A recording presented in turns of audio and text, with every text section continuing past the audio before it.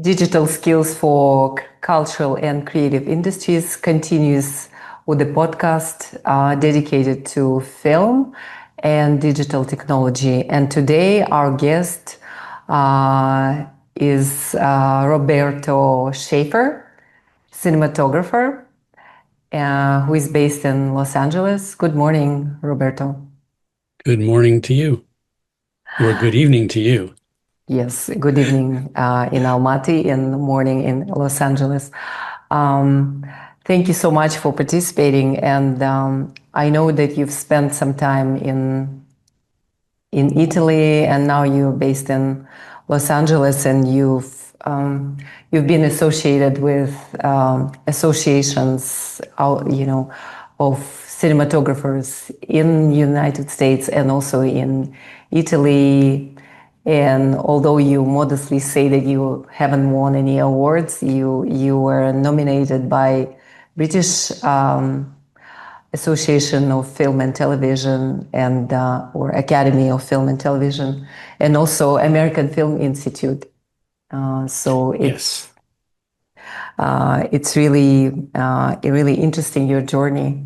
Why did you decide to become a filmmaker? I don't know, really. I was a fine artist. I mean, I went to art school and I graduated with a degree in fine art, but my major was basically, it was called multimedia, which meant almost anything that didn't fit into the classic categories of painting, sculpture, ceramics, or printmaking. So I sort of concentrated on mixing photography and film with installations and conceptual art. And really went from there. I mean, I studied painting and a little bit printmaking, sculpture, all of that. But I found my love was for making images, moving images, and incorporating them into installation pieces.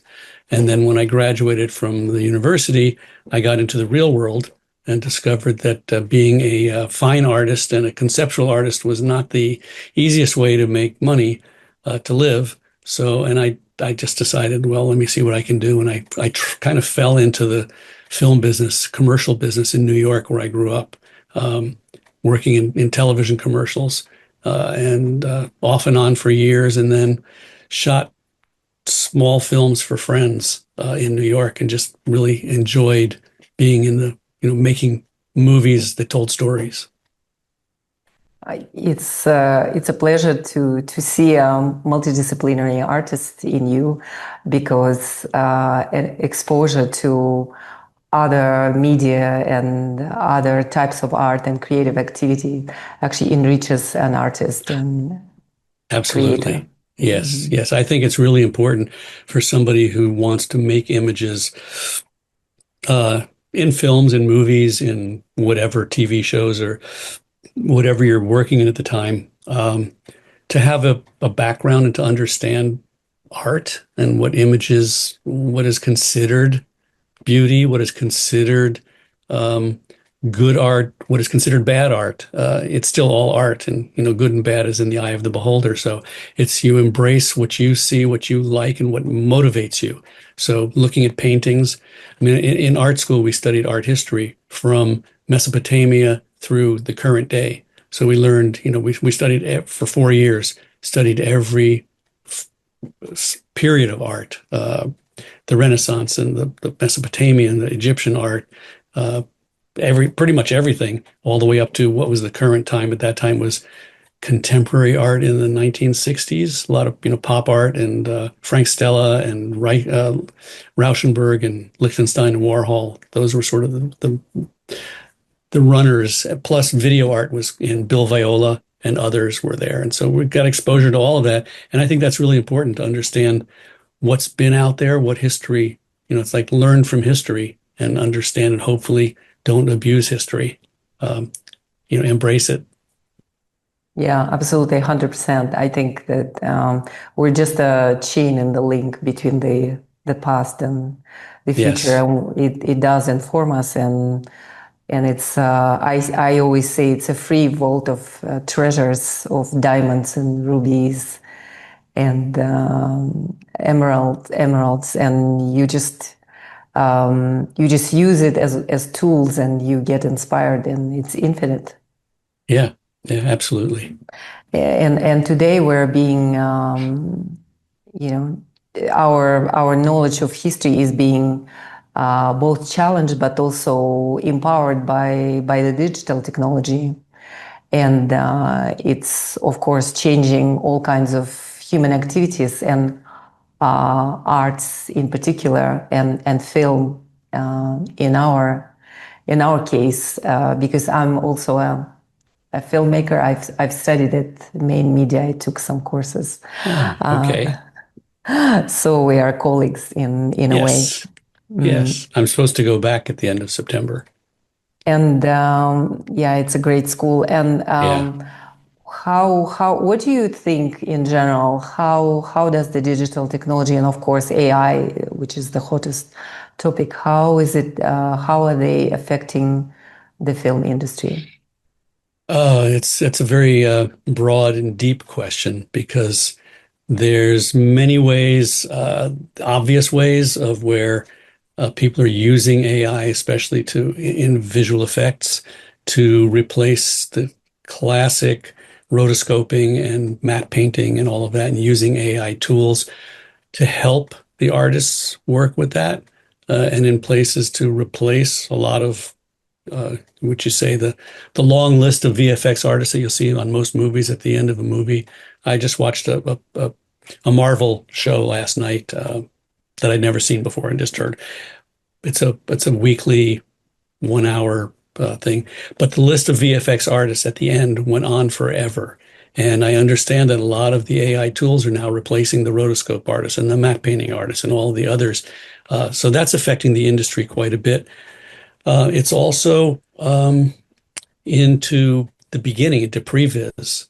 It's getting involved in creating storyboards, replacing illustrators, or helping illustrators. Depends on how it's being used. It can be used many different ways. But pre-visualizing your movie by not only doing storyboards, but by doing animatics.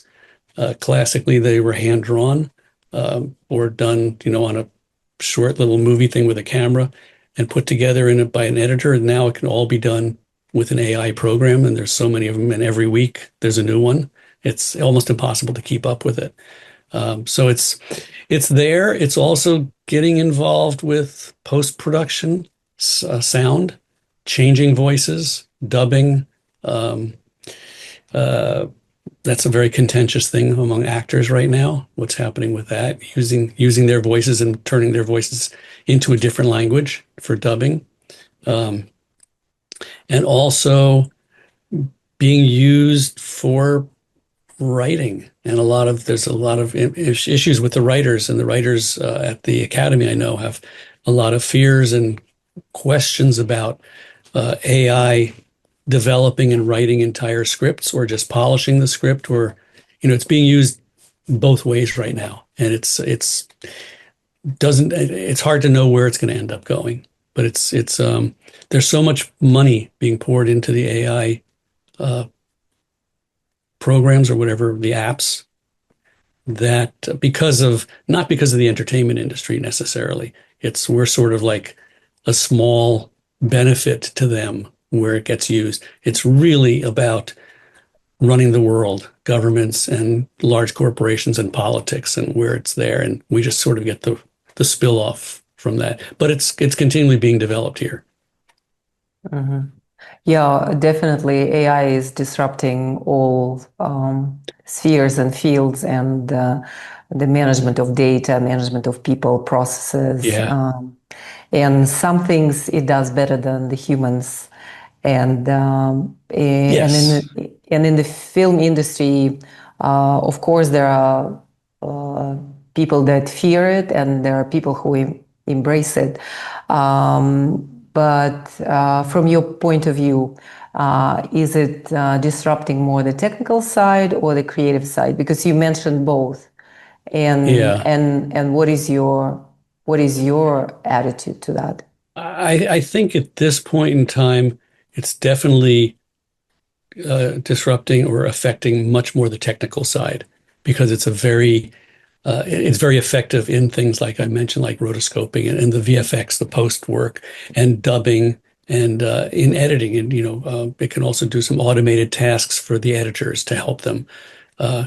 You still need the human element to guide it and to prompt it and to do all of that, and the creative side of it. As far as the disruption in the creative, it's starting. It's getting there. I think where it's showing up a little bit now is in television commercials, where it's something that can be 30 seconds long. So the AI apps or programs, I'm not even sure what to call it. Is it an app or a program? I'll say program. Usually have a limitation of, they were up 8 seconds per shot. Now it's up to 10 seconds, and some are moving to 20 seconds. In a TV commercial, in a 30-second commercial, you often had 30 different shots or 15 different shots of 1 or 2 seconds each.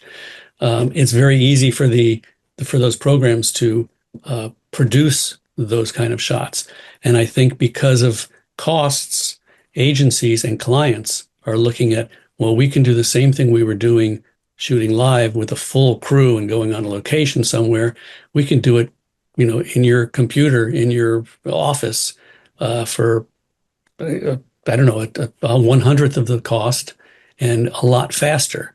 So they're doing that kind of thing, and they're developing where I've seen them where they just shoot a product live with a camera, feed that into the computer, and then they produce all of the action and the backgrounds and the interactions around that, like a bottle of liquor. It's everything else happens around it. That's all AI generated, and it's getting better and better. And as far as realistic looking people, believable looking people, environments, and continuity from shot to shot of the actor, the person on screen, it used to be a big problem with them looking now looking the same from shot to shot. Now they've getting it pretty close to perfection. Just spend a little time doing it. It's a lot quicker now. So I think definitely in that sense, it's happening. It's disrupting the commercial business more. I was a little bit less, or let's say, I was a little more concerning how it was going to affect feature films, and that it was moving really fast and going to take over there really quickly. But in what I'm seeing now recently, and I'm really realizing as much as it is expanding and getting faster and more efficient, it still has a long way to go before it will be able to completely create a full-length feature of believable visuals. If you want to do something very cartoony, animatics or a manga type of thing, that it can probably turn out already pretty quickly. But to do something that's a real movie with, with lots of little details and everything like that, it's going to take quite a bit. I've seen some short films that are brilliant, that are made that way, but most of them are under a minute, and then to expand that into a 90 to 120 minute movie, full on AI is going to be tough. Plus you have one of the motivating things for production companies to make movies is profit. And profit is often, if you're talking about movie theaters and selling and renting on streamers, actors are a big attraction. And if you don't have names and talented actors, a lot of times you could have a good movie, but it may not get viewed because nobody's interested in seeing something that with actors they never heard of, or they just see it at a film festival and it has very limited, doesn't have much of a financial return. And to get the real actors and the talented ones, like if you have a Dustin Hoffman or a Sybil Shepherd or Joaquin Phoenix, to get them into a digital form and agreeing to being scanned and becoming fully digitized and used, that's going to be something to, a big leap for them to accept. Some will, I think, once they say you person and then feed in everything they've ever done on film and feed in everything they've ever said. So you have all the voice choices and everything, and you can create them and fit them into a fully digital movie, but they still have to give their approval of the acting. And that's still some ways to go. Yeah, definitely. Well, what you're describing is both scary and also exciting. And for me, it's like a natural continuation of, the film industry before AI was getting shorter and faster and more dense and more intense. I don't know, the conflict already happening like on the first page of the movie, not on the sixth or 10th page or minute. So for me, I see it as a natural development. And the question I have is, what is a movie today? Is it, how long is it? How fast should it happen?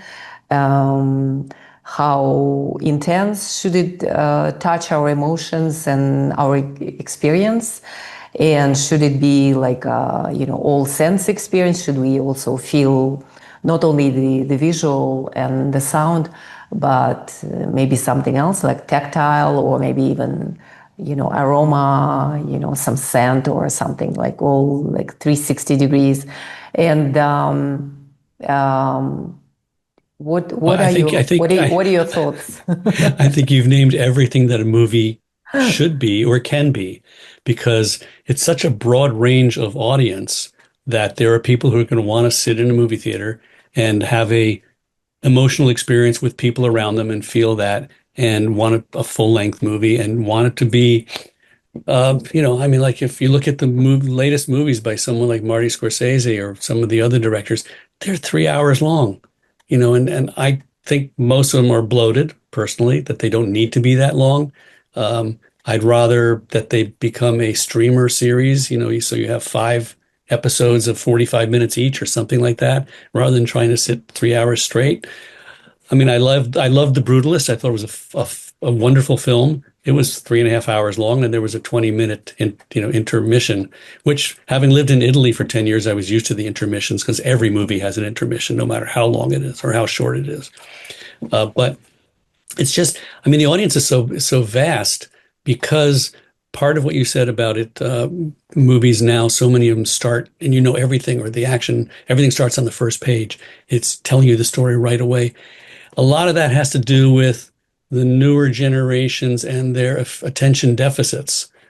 They can only pay attention for 2 minutes, and then they're gone onto something else. And it's partly, I think part of that has happened because of technology. It started, I won't say it officially started, but for me, it started with MTV and music videos, and where everything was suddenly, you were getting cuts every 2 seconds or 1 second, or 12 frames. Fast, fast, faster. Everybody wanted faster and more information in shorter time, because you wanted to see too many things. You wanted to keep going. You wanted to change. Okay, that was good, but now I want to see something different. And the social media aspect of it has certainly accelerated that, with Instagram and TikTok and all of those. I mean, they're doing, obviously the vertical movies is a big influence now. And I've just read something the other day that it's one of the bigger industries in entertainment right now, that it's like billions of dollars in these vertical movies that are, I think, 2 or 3 minute long episodes, that the viewer watches the first 2 or 3 for free, and then they pay $20 per episode or per week after that, or whatever the fee is. It doesn't matter. It's a subscription fee. But they're doing 90-minute movies, and most of them, from what I've read, are pretty bad. They're done with non-professional actors. They're a cliffhanger every 3 minutes to keep you wanting to watch the next one. And they can be like soap operas. They can be really silly. They can be like telenovelas, but that's a big audience. And we know telenovelas have enormous worldwide audience, not just in South America. And, it's like everywhere. So the appetite for motion imaging entertainment is enormous. It's widespread. I mean, it goes from the intellectual wanting to see, excuse me, wanting to see an intellectually stimulating movie like a French New Wave film, or auteur-based film, which are still my favorites, I think, in all of my film love. films like Last Year at Marienbad, and Truffaut and Godard and Antonioni are my favorite auteurs. Don't forget Wim Wenders. But I mean, the audience is just massive, and especially because technology has brought it into your home and into your car and into wherever you are with the phone. And how many people now watch movies or TV shows or whatever it is only on their phone or their iPad type device. It can be a Android or a Apple, whatever it is. I mean, Android's bigger around the world, I think, than Apple is now. And so people are watching on multiple devices and things. And then they have things like the Sphere in Las Vegas, which they're building several more, or they're trying to. And they've reworked using AI. I don't know if you've heard this about The Wizard of Oz. Classic movie, Wizard of Oz from 1939. They now have expanded it using AI, $80 million to change it, to expand the frame so it fills the Sphere screen, which is basically a 306, almost 270 degree dome, with 8,700 speakers for totally immersive sound. Incredible setup.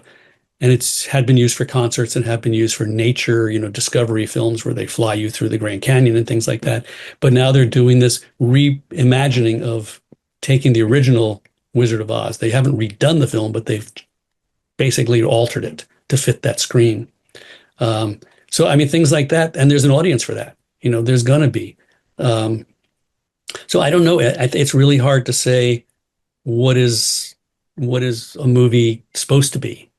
It's supposed to be whatever the audience wants it to be, I think. And there's going to be an audience for everything. And in different parts of the world, different cultures want different things.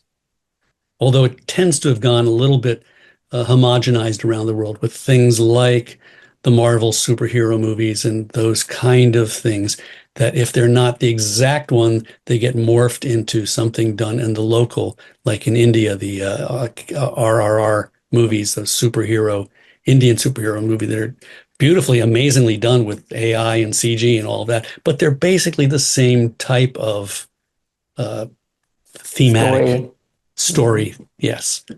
Yeah. Mm-hmm.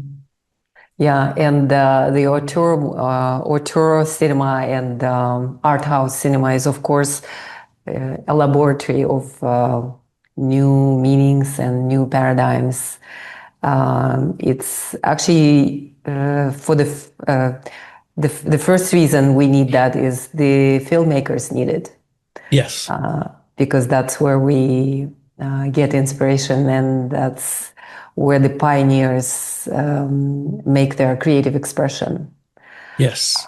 And sometimes the first one, like with musicians, sometimes their first album is their best and most emotional and most heartfelt, because it's really something they've been thinking and building up through growing up and everything in that first one. And my prime example of that was, it's old now, but James Taylor, his first album had all of his heart and all of his emotion, everything, all the pain he went through getting to that point. And after that, he did good music. He did some beautiful things, but it never had that same deep where you really felt he's exposing himself to the world. He's opening up. And with auteurs, I mean, like someone like, and I think maybe she's turned around a bit now, but Chloe Zhao with her The Rider and her first movies, which were very independent, individual expression movies about, individual people and their feelings and their emotions.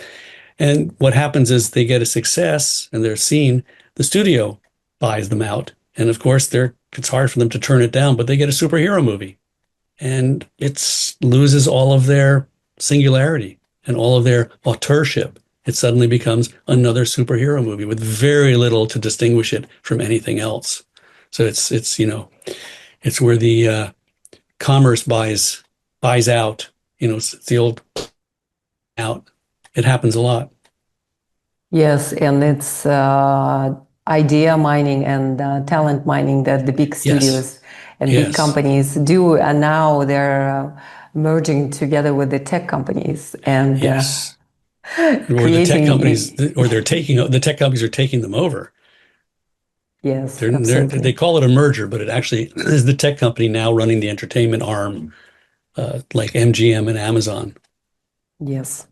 But on the other hand, like you mentioned, of course, like social media, like TikTok and Instagram and other social media, they're changing the influencing and changing the format Yes. in which movies are made and visual, like motion picture is distributed and consumed. And of course, the new generation is dictating, because like everyone, when you talk to any corporate actor, like any company, they're all talking about Gen Z. They're talking Yes. like Gen Alpha, because that's where the spenders are. Yeah. Yeah. And that's where the future is. It's we grew up looking at movies in theaters and a little bit on television. I mean, I'm older. When we had black and white television when I was growing up, we didn't have a color TV at home, but the movie producing companies like Columbia and Paramount and all of those, the studios, realized that television now in the 50s and 60s was taking away some of their audience. So what did they have to do? To go to widescreen, big giant presentation, VistaVision and CinemaScope, to bring people, to keep them in the movie theaters. And as someone who grew up that way, I still love seeing movies in big movie theaters and big widescreen, and the being involved, being pulled into the screen. And I remember movies where I don't even feel my body anymore, that I'm in the theater. I'm just in that movie. It's so pervasive. Whether they tried to do sense surround, blowing in different odors into the theater, or they had the ones with, I saw Earthquake. I saw it in Bogota, Colombia, where they had loosened all the seats, and so the seats were vibrating when the earthquake was happening in the movie theater, and everybody in that movie theater freaked out because Colombia had a lot of earthquakes.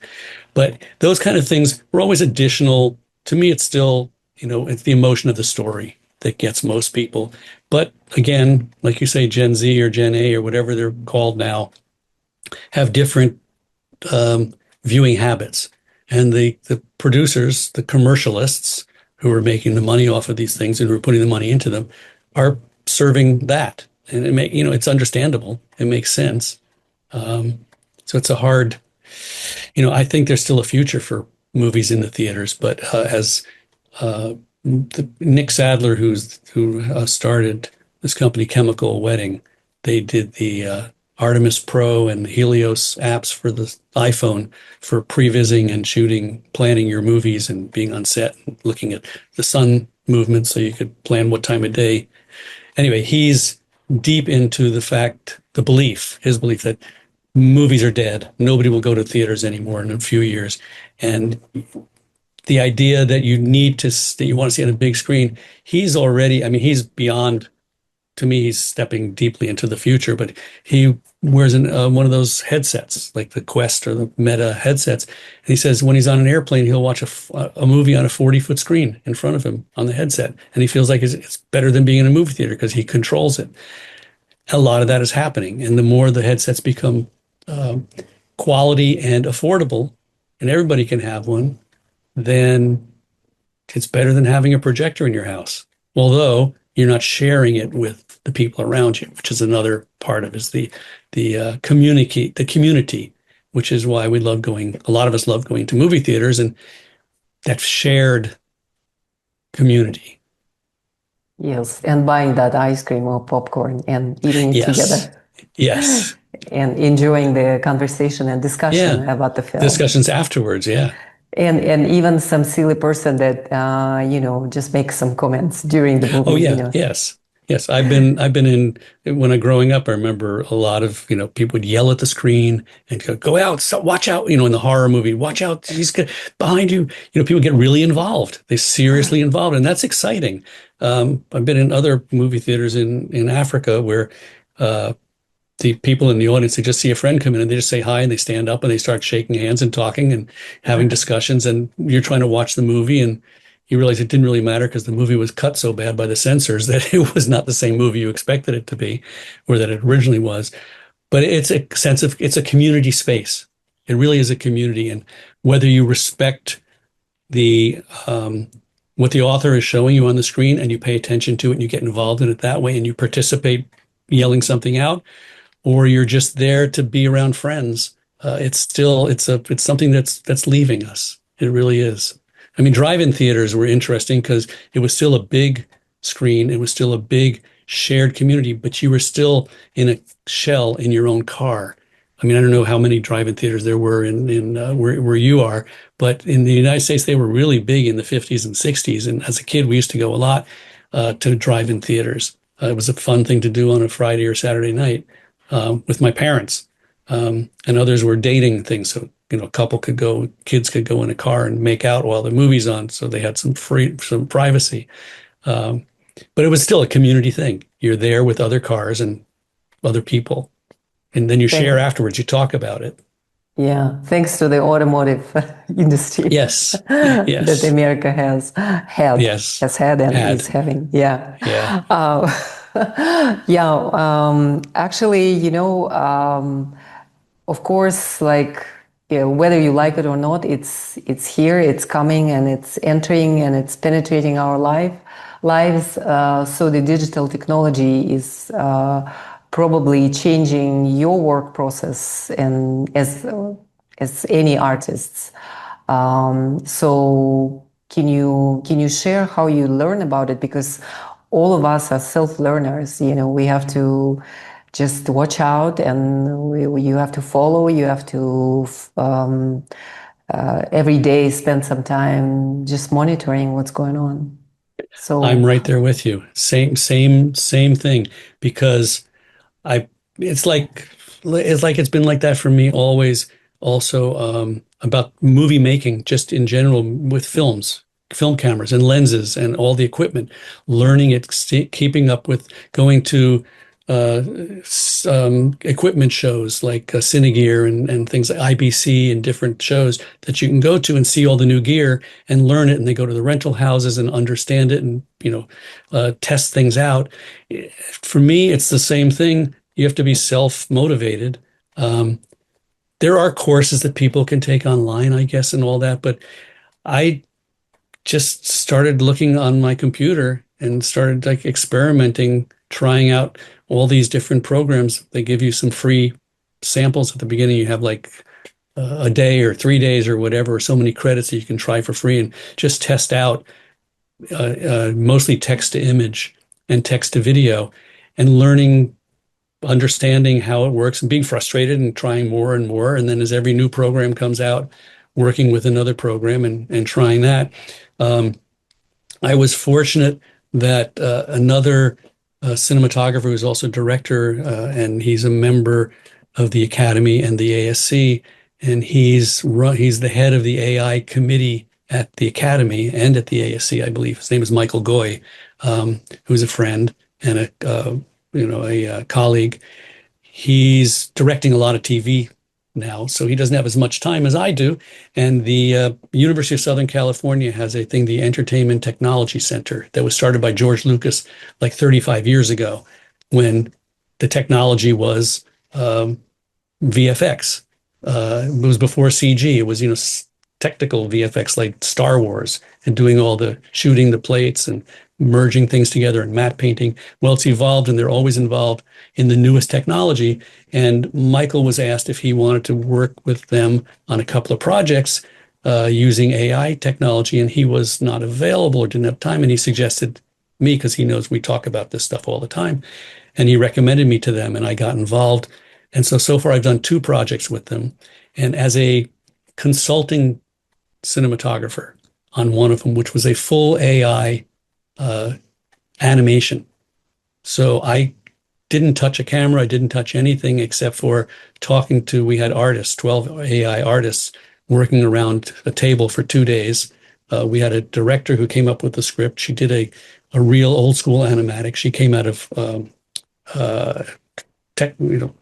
old school animation, and she wanted to do this thing using all AI. So she gave the commands and the ideas and the shot list. And we had all these AI artists who sat around, and we prompted them, not, classic AI prompting, but we talked to them about, the shots, how they should be. And could this be a little shorter? Could this be, tighter? Let's move in. Let's try moving the camera around, lighting and all of that. So I was consulting with all these AI artists, 12 of them for 2 days, and trying to come up with this final film, which is almost done now. There's a lot of, tweaking has to be done. But so I'm learning a lot about the different programs and how all the different ones react differently to some work better on certain elements that you're trying to show, or movement or things like that.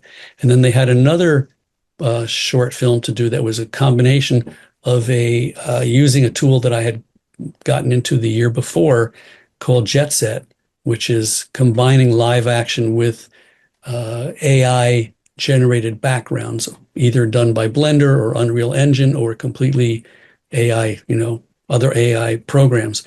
And then you're shooting using an iPhone, which has the Jet Set application in it, shooting live against a green screen, preferably, actors with the environment put in from the, I did it with the X-Grids Gaussian Splat LiDAR scanner. And I did some scans and put them in from a church in Italy and some streets around Rome. And then you put actors in front of it.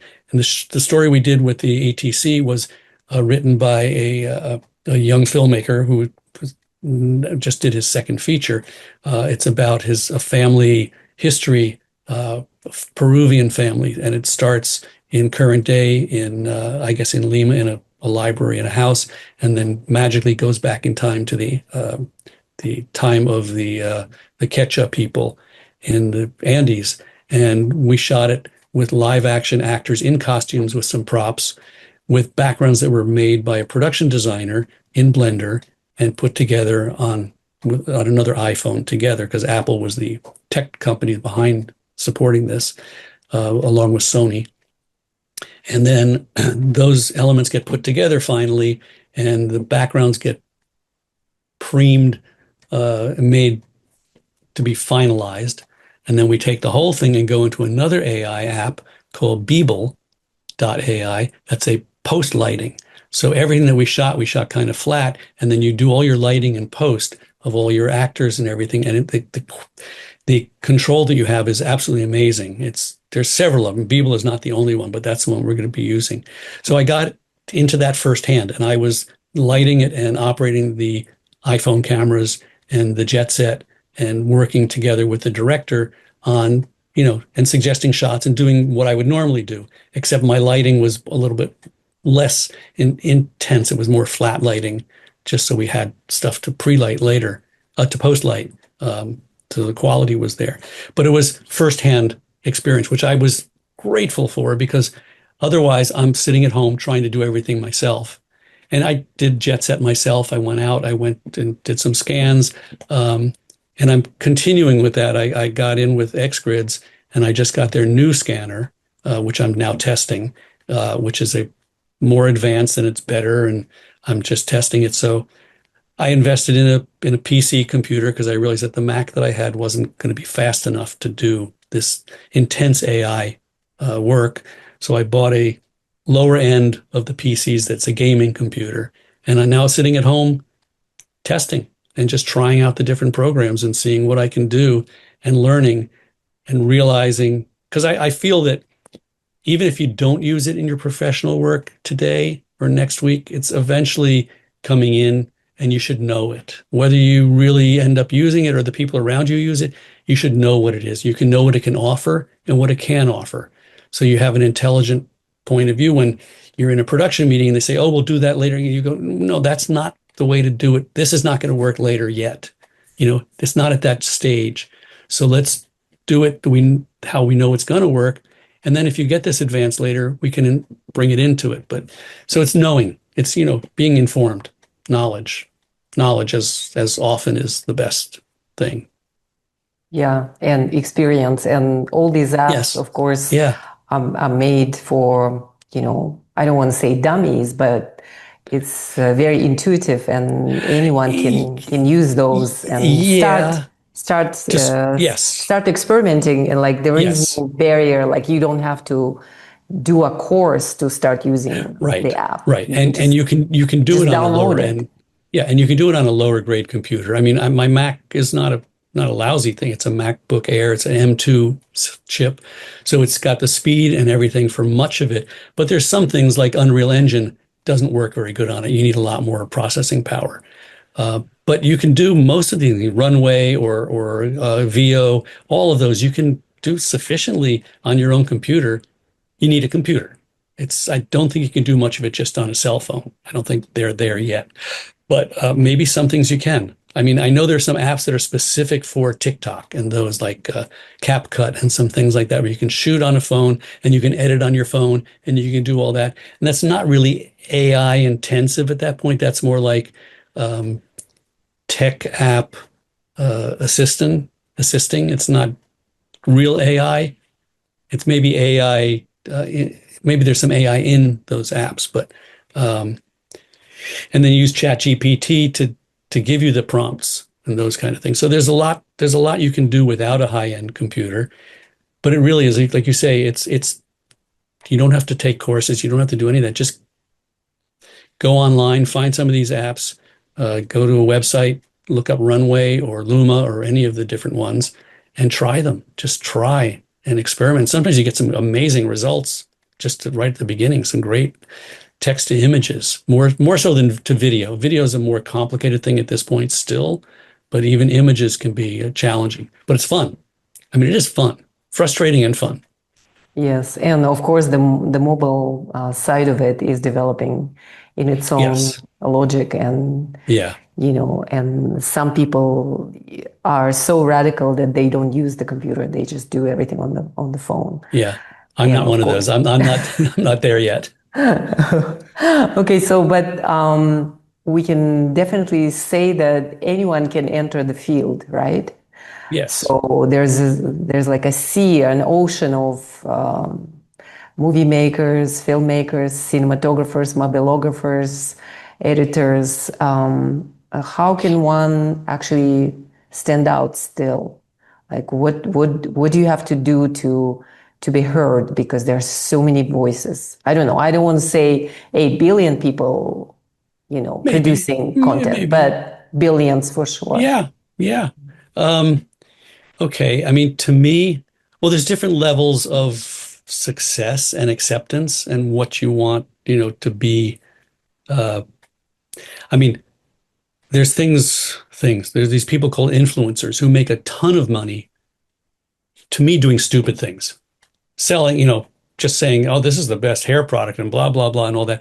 And they make a lot of money on it because they have followers. And okay, if you can do that, as far as making movies, whether it's entertainment or it's intellectually stimulating or it's important storytelling politically, I think creativity is individualism in the sense of coming up with new, clear ideas and stories and not just rehashing everything that's out there. You can probably become very successful remaking or making your own disaster, create, superhero, big effects movies like that, or short films like that are stunningly amazing that you couldn't have done it 5 years ago unless you had a studio or, at least a movie camera and a lot of computers and people behind you. Now you can do, I've seen some things that are really stunning, little short bits, but they're not necessarily always they stand out in their technical, but they don't necessarily stand out in their creativity and their novelty, something different, something new, storytelling. And really when it comes down to, it's a cliche, but cliches are because they really are truth. It goes down to the story. If you don't have a good story and good characters and good writing, it's going to be a mediocre product. And sometimes they'll be popular and people will buy it because it appeals to the lowest common denominator.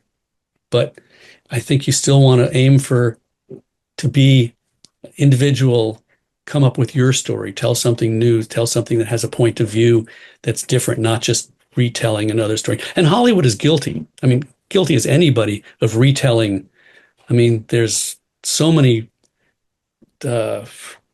movies, reboots of the same movie over and over, just with the differences. Okay, this one is a different, it's new actors that the old ones people didn't know, like Father of the Bride, or then they did a newer one. And they did a newer one because it was Latino based. And then they do another one because it's Native American or because it's, Asian, one of the Asian nationalities, or, those things happen. And it appeals to a local audience or a different or a newer generation of that.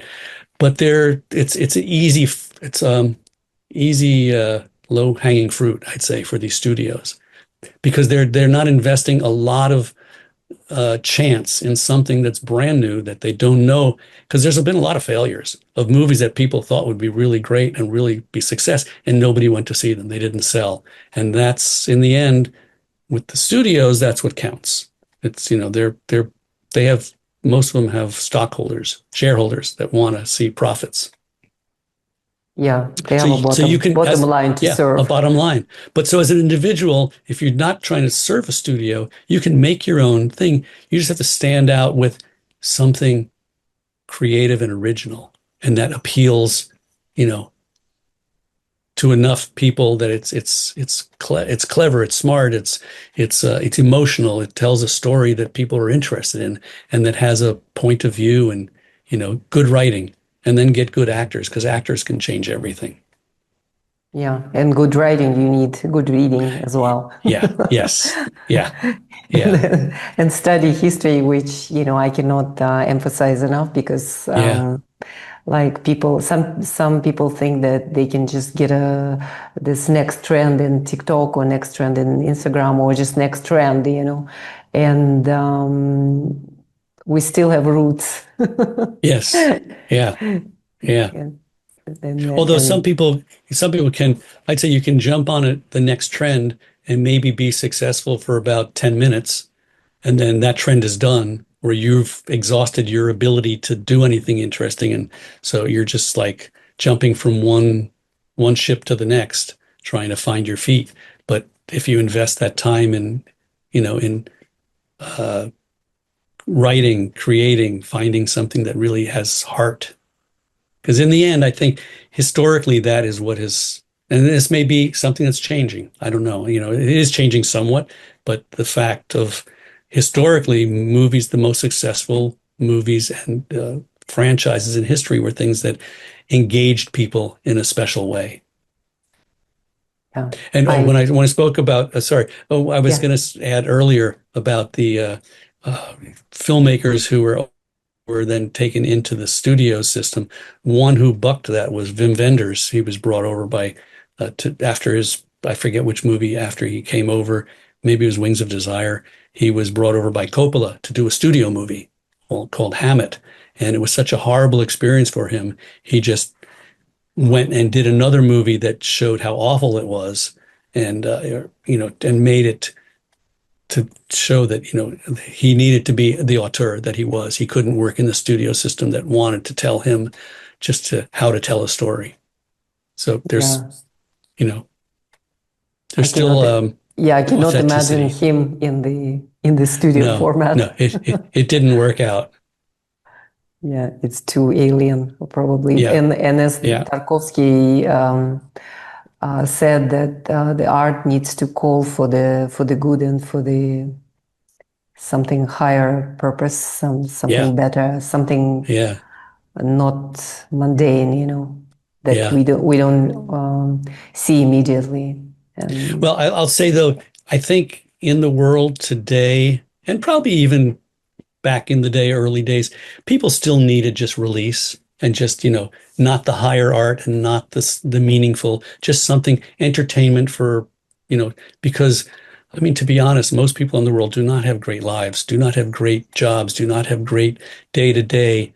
It's going to work for, I think most people are still not fun. It's necessary because you need to live. You need to have money to live. And to be able to then, when you're done on a weekend, or if you have a day off or something, to watch something that's mindless, whatever, but it's entertaining. Yes, there is a need for that, for sure. But I agree with Tarkovsky that there should be there's definitely that. And he was certainly a brilliant filmmaker, a brilliant auteur, brilliant mind. Absolutely, absolutely. And how he used the classical music in his movies. Yes, yes. It's like you listen to those pieces and you see his films right away. Well, another one, Death in Venice.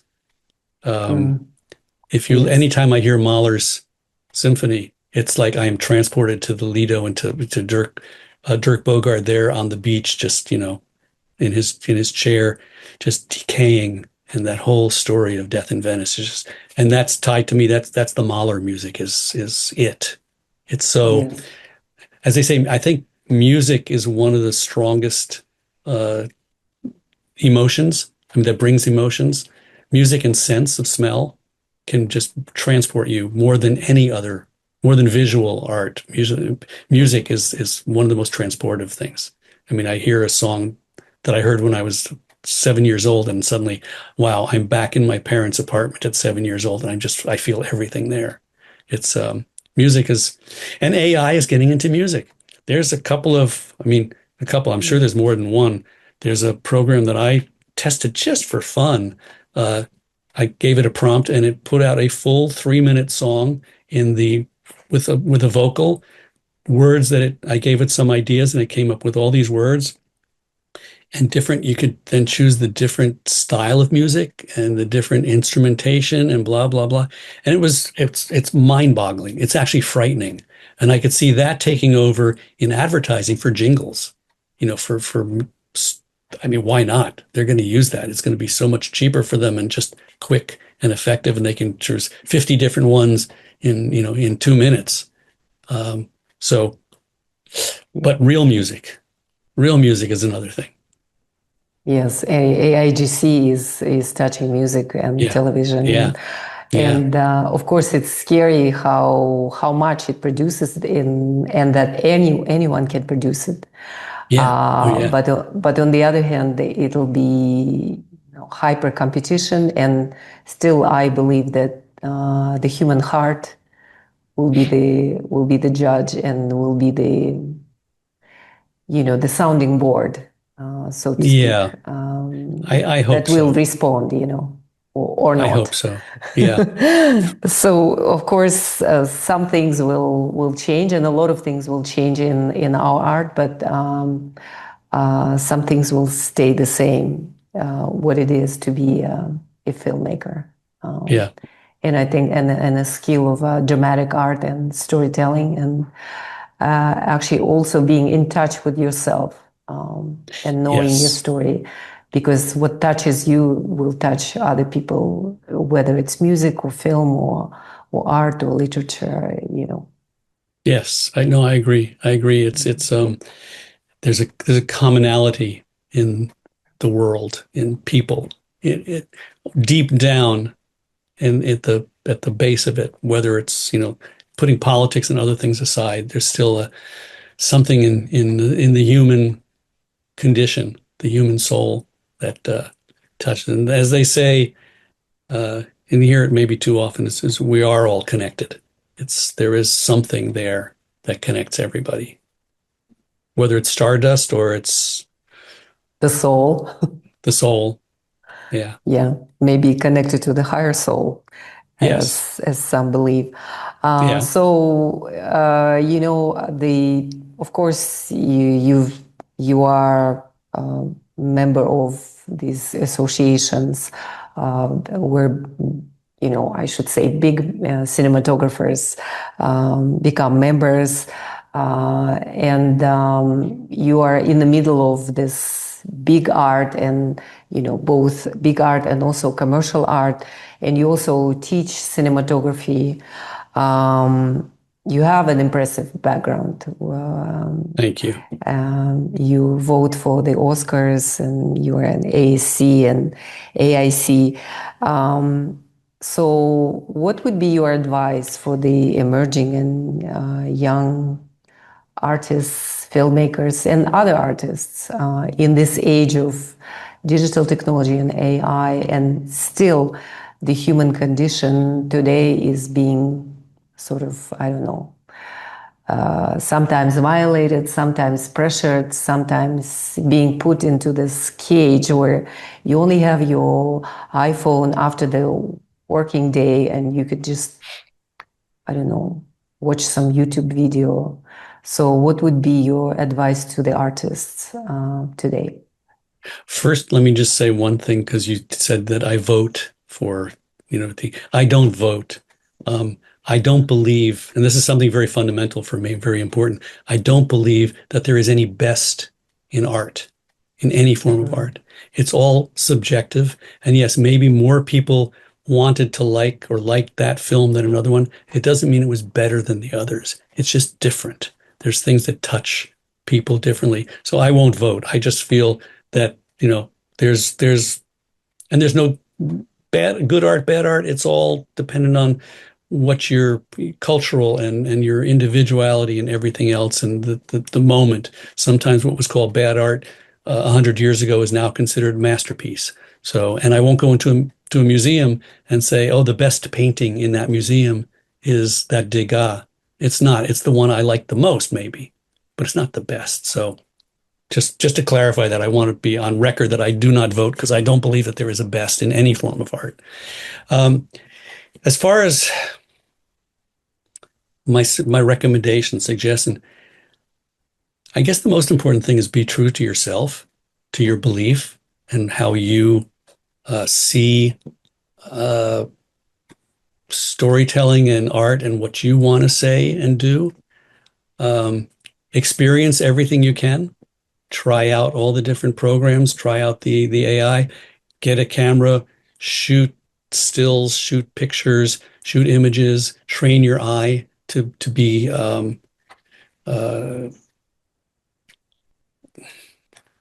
creative, and to understand how is best to tell a story. Because I personally believe, as a cinematographer, one of our duties is to be able to tell the story visually without dialogue, so that it could be understood. The emotions could be understood just by watching the images.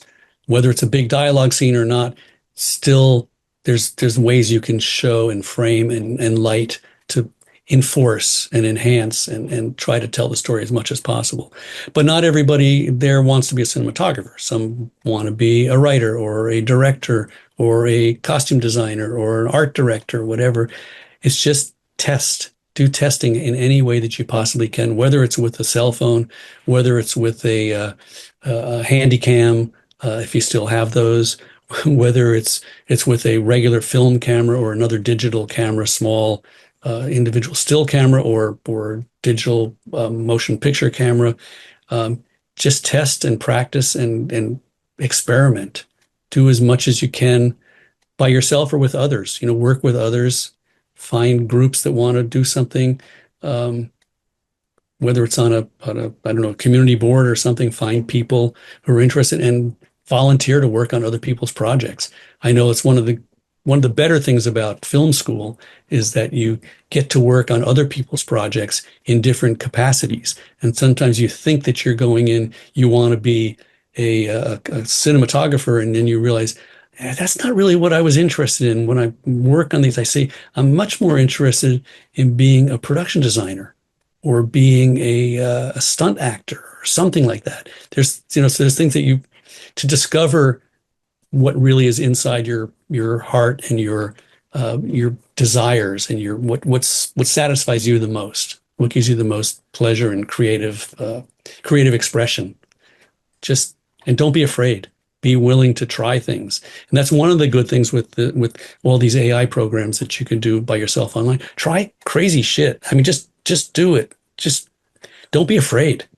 It's all, there's a value to all of that, just to trying things and seeing what you have in you and what excites you. Yeah. I don't know. I don't know what more one can do than just get out there and try.